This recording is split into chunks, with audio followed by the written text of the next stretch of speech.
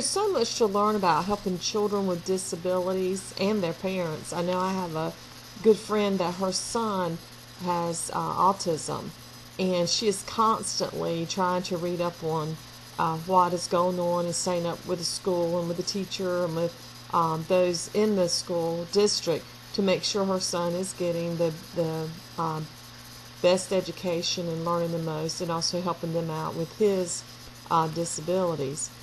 There are several acts which focus on helping students with special needs and how they can get help that's needed for their education. The ADA is a civil rights law to help those with disabilities get help that includes getting a good education. The IDEA is an act which helps provide financial assistance to those with disabilities, and the Section 504 requires an education for those with disabilities comparable to those without disabilities.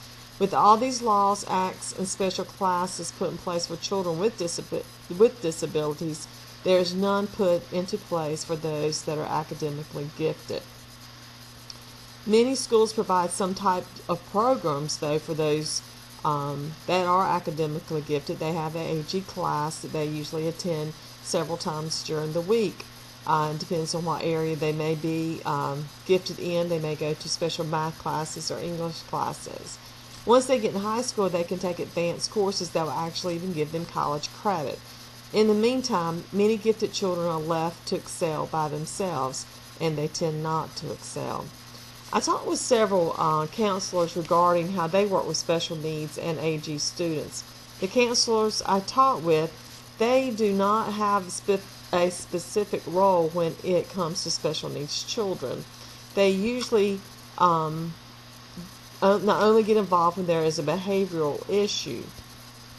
Many special needs students are mainstream, so they are incorporated in the classroom, and so when they do improvement, behavioral improvements or different type of improvement classes, then those children are in the class, but they don't go specifically to the AG class or the special needs class to give special instructions or special classes unless requested by a teacher.